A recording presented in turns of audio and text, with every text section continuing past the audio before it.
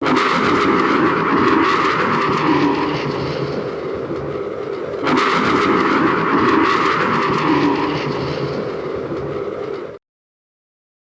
come the mansions of the moon, which sorceresses and sorcerers can use to break a man down and then build him up again into a sovereign king, emperor, or an all-powerful god. In the same way, this week's lunar mansions demonstrate how to either separate or join together romantic lovers.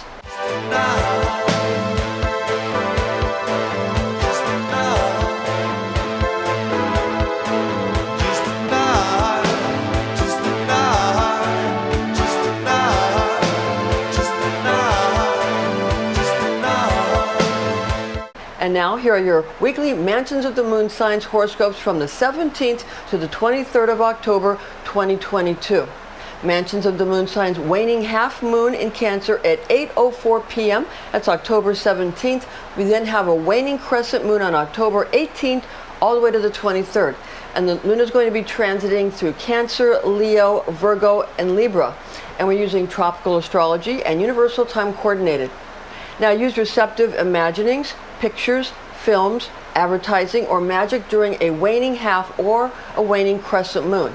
Here is now your daily Lunar Mansion Magic Angels and Lords astrology guidance for the week of October 17th to October 23rd. October 17th, we have a Cancer waning half moon happening at 5:15 p.m. or 7:15 hours in Lunar Mansion number 9, with waning crescent moon moving into Lunar Mansion number 10, which spans from the end of the constellation of Cancer the Crab to the beginning of the constellation of Leo the Lion at 8:04 p.m. or 20:04 hours. So what we have then is that firstly, on the 17th, a waning half moon occurring in Lunar Mansion number 9 at 7:15 hours. Men will argue and fight with each other during this mansion, and these stars thwart production yields as well as journeys and expeditions. Unfamiliar men upset and dishearten women when Luna activates this mansion, and therefore women should guard themselves against strange men. So be aware of that. Also be aware of the image of a eunuch covering his eyes with his hands, for it causes infirmity, so you should beware of that image. From the stars that reside in the glance of the lion's eye, in the sign of Cancer the Crab, with lunar angel Barbiel and Lord Rabel. Now, one example of this is in the movie She-Devil. She-Devil, it's a 1989 comedy directed by Susan Siedelman and written by Faye Weldon, authoress of the book The Life and Loves of a She-Devil, with screenplay by Barry Strugatz and Mark R. Burns. It uses Lunar Mansion number 9. Okay? In this particular scene, actor Ed Begley Jr., depicting the character Bob, the husband of character Ruth, portrayed by actress Roseanne Barr, holds his hands over his face, covering his eyes. Bob does this in the storyline because he is romantically torn between and psychologically emasculated by both his wife and the character Mary Fisher, depicted by actress Meryl Streep. Indeed, women are disheartened in this movie. That's a big part of this movie, as well as this mansion's lunar angel Barbiel, so the lunar angel of this mansion, Barbiel, showing up in the character of Mary Fisher, that is the image of a perfect Barbie doll. That's what Barbiel is. It's the Barbie doll. Secondly, on the 17th, a waning crescent moon enters into Lunar Mansion number 10 at 20:04 hours. Benevolent for gaining adoration, love, and sympathy, brings fortification for structures, and enables you to subdue your rivals and triumph over your opponents. Use the icon of a lion's head, so a strong lion's head, which expedites childbearing, also lifts up sadness, speeds slowness, and heals sicknesses from the heart and body of whomever you wish to provide with these curative therapeutic remedies.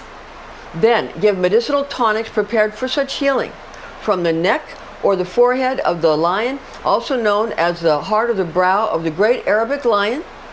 This mansion spans from the end of the constellation of Cancer the Crab to the beginning of Leo the Lion, with lunar angel Ardesiel and Lord Ardafir. Now, an image of this would be MGM, or Metro Goldwyn Mayer, MGM's lion logo. You know, the circle with the lion, the roaring lion. This is a Leo the Lion talisman for the entertainment studio Metro Goldwyn Mayer, created by a Paramount Studios director of art, Lionel S. Reese. Okay, MGM's Leo the Lion emblem uses lunar mansion number 10 in the beginning of many of its movies, showing an icon which encompasses a circle of gold with a lion roaring from inside the circle. And I know you're all pretty much aware of that, of this wonderful image, and it, again, can help make childbearing easier. And again, there's all these other wonderful representations that you can do with this mansion, and it also can help with therapeutic remedies and that sort of thing. Okay, now moving to October 18th, Leo, waning crescent moon in lunar mansion number 11 at 21:58 hours bestows glory to you, that all men shall fear you and idolize you, and that you receive all good things from kings, noblemen, and lords. Use the image of a man riding a lion and holding the lion's ear in his left hand while grasping a ring made of gold in his right hand to persuade the angel of this mansion to do his bidding in bringing you admiration, worship, and respect. You may also create pictorial enchantments to profit your expeditions, to expand your holdings by way of acquiring commodities, goods, and services, and to free prisoners. This is from the mane of the lion and the constellation of Leo the Lion with lunar angel Nechiel and Lord Nicole. You can also use a woman riding upon a lion, or you can also use, this kind of image where a person of some type is taming a lion, so to speak, or riding the lion, controlling the lion in some way. Now, a representation of this is the Strength card in the Rider-Waite Tarot deck. It uses lunar mansion number 11, depicting a mercurial goddess associated with Virgo, gently calming a lion. Okay? This image is a modest representation of lunar mansion number 11's traditional icon of a man riding a lion, holding his ear in his left hand and holding a gold ring in his right hand. So the tarot cards do use lunar mansion imagery, and people who say that they don't know where the tarot cards come from, they might be trying to hide it from you, or they might not know, but it comes from lunar mansions. Everything really does, because it's so ancient. Because the moon was the first thing that people used to measure time. Humans first used the moon before anything else. So the moon is the core of everything that's in the imagination, or the religion, or the mythology, or the stories, and keeping time for ancient mankind. Okay, so now we're going to move to October 19th. We have Leo waning crescent moon to Virgo moon in lunar mansion number 12 at 23:35 hours. Find profitable harvests and friendships, good for bettering employees and allies. Beware altercations. Avoid travel upon the sea. Also beware the image of a man or an angel fighting a dragon or a serpent, for it causes the separation of lovers. Okay? Understand that. Often, this is how the Archangel Michael is depicted. Also, many science fiction images have this effect, since aliens often look like a type of dragon. From the tail of the lion in the constellation of Leo the Lion with lunar angel Abdizuel and Lord Abdizu. Now, there's a representation using this lunar mansion in the TV sitcom, the 1982 TV sitcom Cheers. Season 1, Episode 1, uses lunar mansion number 12 in a scene where actor George Wendt, portraying character Norm Peterson, an accountant that frequents the friendly pub of Cheers, okay, mentions the 1979 movie Alien as being the movie in which the characters sweat the most. Okay?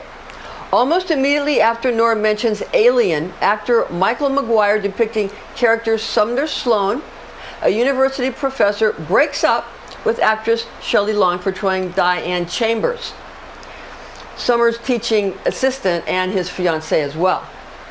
In the movie Alien, actress Sigourney Weaver portrays character Ellen Ripley, a navigator on the spaceship Nostromo, a commercial towing vessel, and battles a dragon-like extraterrestrial creature. Okay? Actually, Alien is one of my favorite movies, and Sigourney Weaver one of my favorite actresses. and heroines, because she's in a lot of science fiction, and I like science fiction a lot. So it's a great, great movie. I actually am such a geek. I went to a sci-fi, those Comic Cons, and I bought a whole bunch of alien stuff. Like I had like badges from the Nostromo and stuff like that. Really geek stuff. I loved every minute of it. I really like science fiction. And I like horror too, but I like science fiction almost the most. Okay, October 20th, we have Leo, waning Crescent Moon to Virgo Moon in Lunar Mansion number 12 again on the 20th for the entire 24 hours. Lunar Mansion number 12, again, the same as the aforementioned Mansion of the Moon that we just talked about. Okay, moving on now to October 21st, we have Virgo waning Crescent Moon in Lunar Mansion number 13 it's at 0044 hours. So 0044 hours. Find generosity, increased journeys, reaping rewards, and detainees gaining independence. Use pictures or figurines of couples embracing with the woman in white wax and the man in red wax to help spells meant for decisive procreative encounters and romance for the creation of progeny. So this isn't just, recreational sex. This is procreational sex. And what you can do is add magical scents and aromas to your talismans by perfuming wax figurines with lingam alloys and amber for the perfume. Yeah. Also, impotence curses placed upon a man can be dissolved with these potent magical talismans. From the dogs of Virgo, or the winged ones of Virgo, in the constellation of Virgo the Virgin, with lunar angel Jazariel and Lord Azarut. In The Birds, a 1963 horror mystery drama movie directed by Alfred Hitchcock, story written by Daphne du Maurier, screenplay by Evan Hunter, uses Lunar Mansion number 13 in this film when actress Veronica Cartwright, playing Kathy Brenner, mentions the word jazz to actress Tippi Hedren, starring as Melanie Daniels. Okay, the angel Jazariel is invoked when character Kathy Brenner mentions the word jazz to the character Melanie Daniels, to invoke the angel Jazariel for the purpose of Melanie Daniels becoming romantically involved with Kathy Brenner's father, Mitch Brenner, portrayed by actor Rod Taylor. Tippi Hedren must have felt that her character Melanie Daniels was a good luck charm for her, since her daughter Melanie Griffith is the namesake of this character. Now, moving to October 22nd, we have a Virgo waning Crescent Moon in Lunar Mansion number 14 at 0121 hours. Find healing of ailments and cures for sicknesses. Favors married couples. It's good for voyaging on the water and bad for voyaging and journeys upon the land. Beware the image of a dog chasing and biting his tail in a circle, running around in a circle, chasing and biting his tail, because it causes divorce and separation of the man from the woman. Okay, specifically from the Virgo's ear of corn in the constellation of Virgo the Virgin with lunar angel Ergediel and Lord Erdegal. And an image of this mansion is in the TV sitcom, the 2001 season 9 episode 3 of Frasier, the TV sitcom Frasier. The episode is called The First Temptation of Daphne. Written by David Angel, Peter Casey, and David Lee, directed by Kelsey Grammer, uses Lunar Mansion number 14 in a scene where actor John Mahoney, portraying character Martin Crane, watches dog actor Enzo, playing character Eddie, Martin's pet Russell Terrier, chasing and biting his own tail in a circle. In this episode, actor David Hyde Pierce, depicting character Dr. Niles Crane, has a serious argument with his new wife, Daphne Moon Crane, portrayed by actress Jane Leaves. And the two of them are present in the room when Eddie runs in a circle, chasing and biting his own tail. Okay? So it's in the beginning of the TV show, of this episode. Now, Dr. Niles Crane is a psychiatrist that brings home some of his patients' files in his briefcase, where Daphne unintentionally finds a patient chart which reveals that one of her husband's female patients is in love with him. And this gets her all upset, okay? So the couple gets into a prolonged disagreement over Daphne's obsession with wanting to know everything about what she perceives to be her competition for Niles' affections, okay? this woman that's in love with her husband. Now, Niles explains to Daphne that he cannot disclose confidential patient information to her. Okay? Spoiler alert, if you haven't seen this, spoiler alert now, skip to the next, go down the description box and click on the next date if you don't want to find out what happens in the end. Okay, so now, for those of you that have already seen it or don't mind knowing the spoiler alert, okay, Daphne then takes matters into her own hands and goes on a quest to meet the woman she fears might steal her husband away from her, since Niles is, she thinks that Niles is maybe returning the feelings, but he says he's not, but she doesn't know, okay? So since Niles' expertise is in solving these sorts of relationship dilemmas in the first place, that's sort of his specialty in his psychiatric practice, this mansion's ability to favor marriages, which is one of the things this mansion can do, it can get you together or break you up, okay, relying upon what you focus on, okay? So this mansion's ability to favor marriages is able to be overcome, okay? So because Dr. Niles Crane is able to fix it by explaining and talking to her about it, okay, then this mansion's traditional image of a dog chasing and biting its tail that could have otherwise broken them up, actually because they talk about it and use the psychiatric expertise of Dr. Niles Crane, then they stay together, see? So it can be used in what they call a teachable moment, like what Obama used to call it.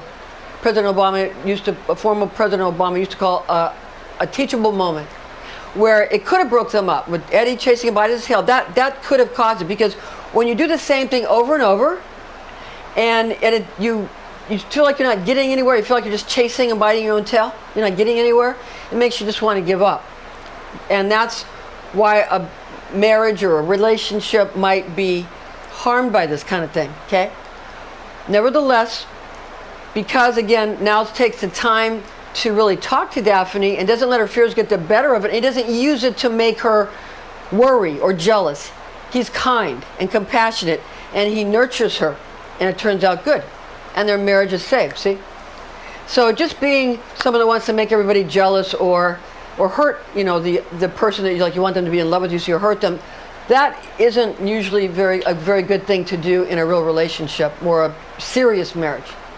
So these lunar mansions actually are used in many movies for good, okay? Now, October 23rd, we have Libra waning crescent moon in lunar mansion number 15 at 01:23 hours. Find profit from finding and obtaining hidden riches. Excavation of burrows, excellent for legal separations and powerful for causing conflict. Also favorable for annihilation of dwellings, eradication of opponents, though terrible to go on voyages, okay? Now use the image of a woman or a man or yourself sitting and drawing letters on a paper or a parchment. So you have an image of yourself writing on a card or a letter or a parchment, or the teachers used to use transparencies. I'm as old as the dinosaurs already. I'm 66, but back when I was a kid, they used to have transparencies and they put it on the wall. Now I know why. They're trying to make you like the teacher. Okay? So they would show them writing with a felt pen on a transparency, and you'd see it projected on the wall, but you could see them writing and you like them. It makes people think friendly about you. Okay? So writing, okay, on something. Okay? So that's the traditional customary representation for this mansion. This representation creates familiarity, alliance, support, and friendliness. From the one that is cloaked or covered while flying in the constellation of Libra the Scales, with the pointer star in Virgo, nevertheless, with lunar angel Ataliel and Lord Achalich. Achalich. Okay, that's the Lord. Achalich.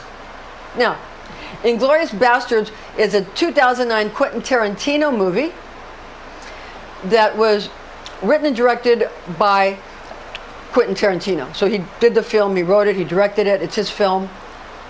And it's an action movie, and it's a movie about World War II, okay? And the fight with the Nazis and American troops, yeah? But it's sort of almost like a CIA sort of, it's almost like there's CIA agents, really, when they go in, and because they're small groups, you know, and they're targeting important people, okay?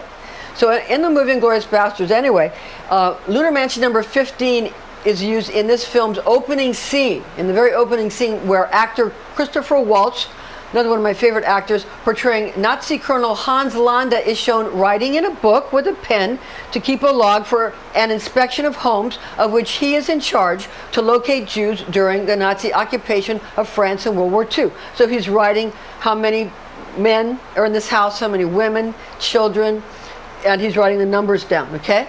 And I think he's in France when he's doing this, okay? And it's about French Jews. And I think they're in like dairy country, because I know one scene he drinks a glass of milk. I think they're in dairy country. Anyway. Now, use of Lunar Mansion number 15 makes the character Colonel Hans Landa both compelling and likable to the audience, even though he is depicting a Nazi hunting Jews.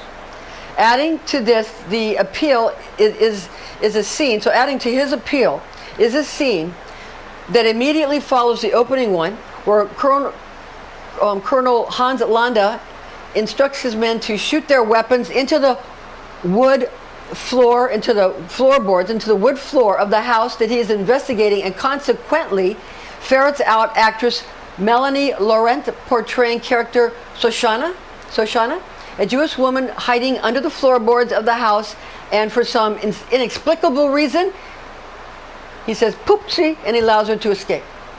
Okay, so it's a amazingly good movie. It's just the detail in this movie is amazing. Actually, the detail in these movies, when you really look at them, and you look at the mansions, even the TV shows, the detail is amazing. And once you learn where it's coming from, like if you read the Talmud, a lot of it's coming from the Talmud, and a lot of it from the Lunar Mansions and the Talmud, okay, and the Zohar, it's where a lot of these things are coming from, okay? All right.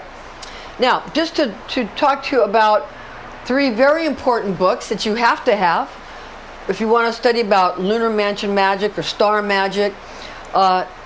First of all, and the Angels and Lords, okay? It's Picatrix is the first book. It's an ancient book, and it's attributed to Maslama al-Majriti, and that's the first book. It has, most people have read this book to get the later books, okay? So some books that come later but are still very important. Another one that's later on, written by Henry Cornelius Agrippa, 3 books of occult philosophy published by Llewellyn. I have that one. And also we have Lunar Mansion. We have another book that's very, very, very important because it has the Lunar Mansion Ephemeris up to 2033, The Mansions of the Moon, a Lunar Zodiac for Astrology and Magic, published by Renaissance Astrology by Christopher Warnock. And I use this book every day, and it's helped me tremendously, really. And I think it's just so interesting. All right, thank you for joining us. Join us again next week.